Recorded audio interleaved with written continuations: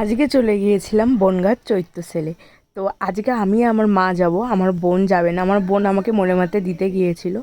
তো কালকে ওর এক্সাম, তাই তো মায়ের জন্য অপেক্ষা করতে করতে এখানে বোরিংই হয়ে গেছিলাম। তো লাস্টে আমার মা আসলো অনেক পরে। তো এসেই মাকে আমি একটুখানি লস্যি খাইয়ে দিলাম। তারপরে মেলায় ঢুকে গেছিলাম। মেলায় এই ব্যাগগুলো দেখছিলাম ঢুকে, এগুলো অবশ্য বাচ্চাদের ব্যাগ। তো তারপরে চলে গেছিলাম কাচের দোকানে। আমার কাছের জিনিস দেখতে বা কিনতে খুবই ভালো লাগে। তো তারপরে মা কটা কাছের জিনিস কিনলো। তো তারপরে চলে এসেছিলাম এই দোকানটাই, এখানে হাতের কাজ করা। তো ওখান থেকে বেরিয়ে আমরা একটু লস্যি খেতে গেছিলাম। লস্যি খাওয়ার আগে আপনাদের সাথে এই প্রোগ্রামটা শেয়ার করছি। ওরা এই বছর মায়াপুর থেকে কিছু লোকজন এনেছিল, এনে প্রোগ্রাম করাচ্ছিল। খুবই ভালো লাগছে। কবে মায়াপুর যেতে পারবো ঠিক নেই। তো এখানেই দেখে নিলাম, খুবই ভালো লাগলো দেখে।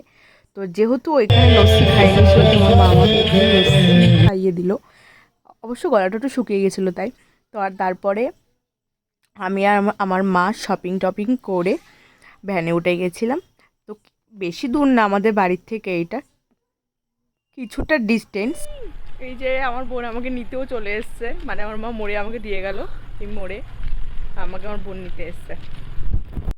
আজকে বাজারে এক্সট্রিম লেভেলে ভিড় ছিল, সে আর কি বলবো আপনাদের।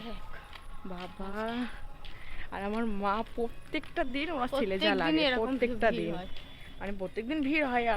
আর আমার মায়ের প্রত্যেক দিন ছেলে যা লাগে। তো আজকে আমি গিয়েছিলাম, আগে 3 দিন আমার বোন গিয়েছিল মায়ের সাথে। এই ব্যাপার।